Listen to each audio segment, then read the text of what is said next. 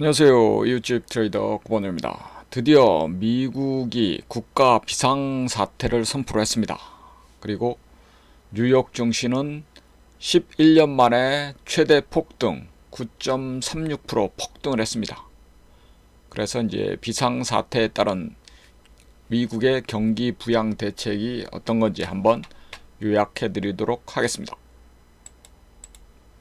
자, 새벽에 이제 미국 현지 시간 오후 3시 30분에 트럼프 대통령이 다시 기자회견을 했습니다.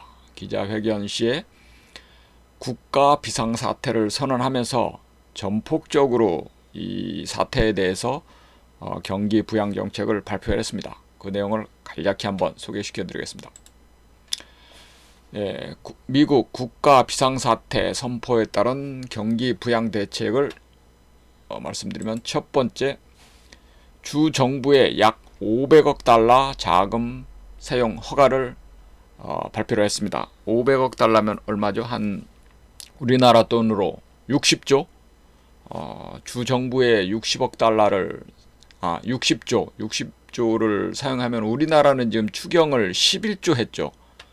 그 사용량이 엄청난 자금으로 아시겠죠? 우리나라는 11조 추경도 하니 많이 하는데 미국은 통 크게 지금 60조를 지금 주 정부에 허가했습니다. 두 번째, 전염병 검사 능력 대폭 강화. 한 달 내에 500만 명을 진단 검사할 수 있도록 시스템을 마련한다고 합니다. 여기에 이제 중요한 내용이 한국식 선별 진료소 검사소를 설치한다고 합니다. 일명 드라이브 스루. 우리나라가 지금 빨리 이 사태가 해결되고 있는 최대 이제 장점이 뭐 진단 시약도 빨리 배포를 해가지고 진단 기술도 엄청나게 발전했고, 또 이렇게 선별적으로 진료소를 이용하는 이유는 뭐냐면은 기존 병원 이용자하고 이번 진료소 이용자를 분리를 해가지고 이번 감염 사태로 검사를 빨리 하기 위해서. 왜냐하면은 일반 병원에서 검사를 하면은 전체 소독을 해야 된다고 합니다. 한 명 엑스레이 한 번 찍고 소독 검사하고, 그러려면 한 명당 한 40분이 걸린다고 해요, 소독하는데. 그래서 한국에서는 이제 이미 이제 뭐 메르스 사태 이런 걸 다 경험을 했기 때문에 별도로 이제 진료소를 마련을 해가지고 빨리빨리 검사를 할 수 있도록 해가지고 우리나라가 세계에서 최고로 빨리 검사를 지금 완료를 해가지고 지금 한 달도 안 돼가지고 지금 확진자 수가 100명대로 확 줄었죠. 그래서 미국에서도 벤치마킹 해갖고 우리나라에 선별 진료소를 도입한다고 합니다. 이 내용은 정말 자랑스러운 내용이죠.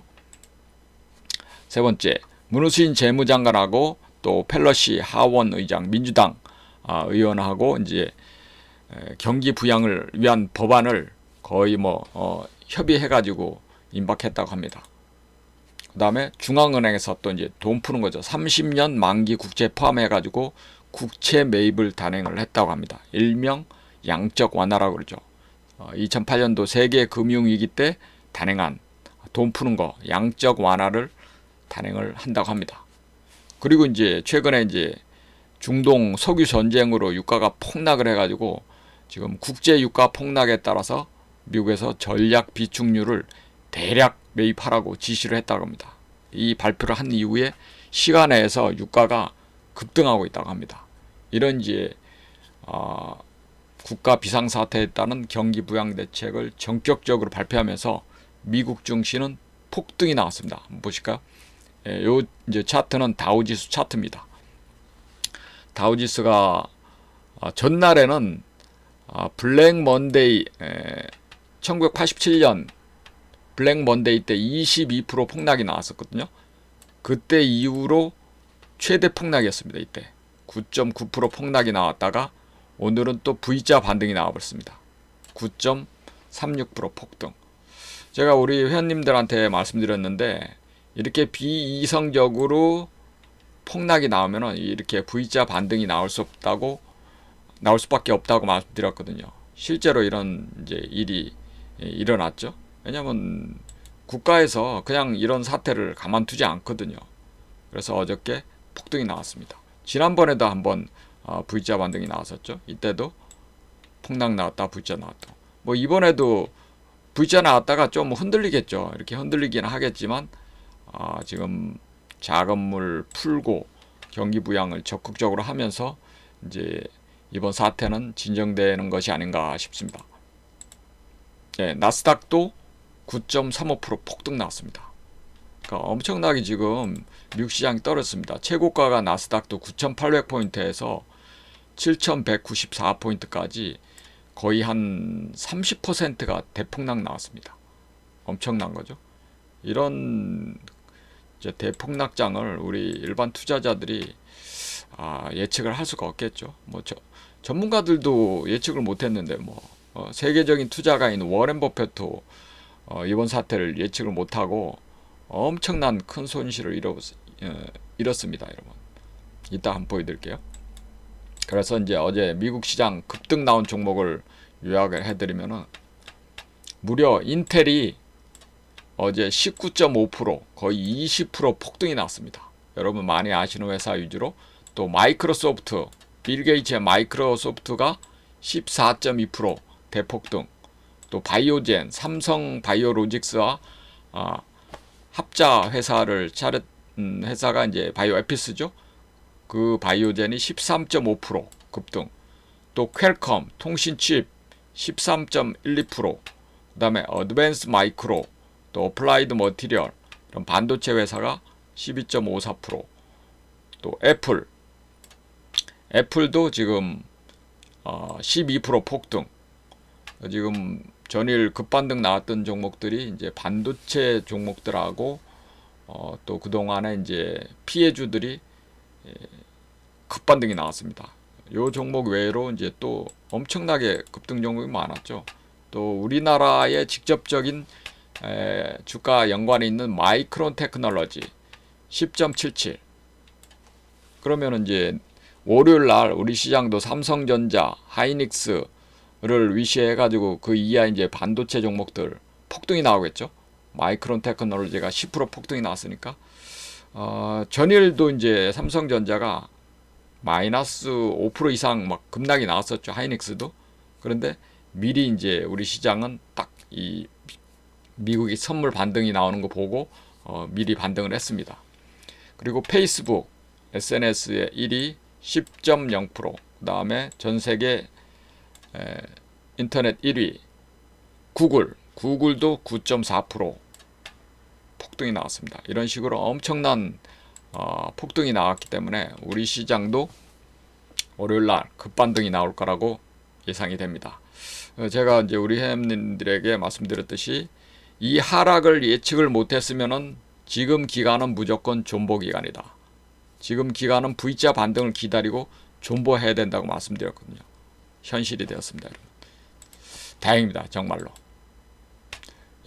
이번 사태는 워렌 버핏, 세계적인 투자의 현인 워렌 버핏도 이 유탄을 피해가지 못했다고 합니다.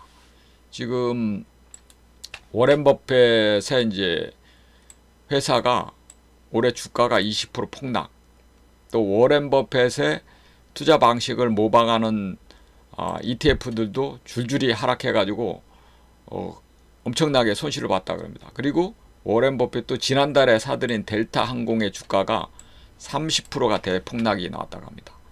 이런 식으로 워렌 버핏이 큰 손실을 입었거든요. 요건 이제 벅셔 해서웨이의 주가입니다. 벅셔 해서웨이가 이제 한 주당 34만 달러거든요. 거의 얼마죠? 한 4억. 근데 이게 이제 27만 달러까지 한 20% 폭락이 나왔습니다. 그러니까 워렌 버핏도 자산이 한 100조 정도 되는데 이번에 20% 폭락이 나왔으니까 한 20조는 잃은 거죠. 뭐 엄청난 돈입니다.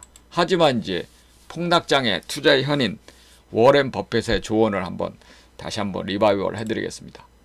지지난주에 이제 CNBC 방송사에서 폭락장 인터뷰를 했습니다. 보통 때는 인터뷰를 안 한다고 합니다. 폭락장에만 인터뷰를 하신다고요. 이번 폭락하는 증시가 언제 반등할까요? 워렌 버핏은 이렇게 말했습니다. 증시가 언제 바닥을 치고 반등할지 나는 모르겠소. 며칠 혹은 몇 개월 후 증시 상황은 난 모르겠소. 다만 장기적으로는 지금보다 훨씬 좋을 거라고 믿소. 과거 50년 동안 신문 일면 헤드라인에는 나쁜 뉴스로 도배를 하였지만 지난 50년간 우리 경제는 엄청나게 성장하고 좋지 않았나요? 이번 사태를 두고 무서운 뉴스라고 보지만 장기적으로 전염병은 영향받지 않기 때문에 걱정하지 마세요.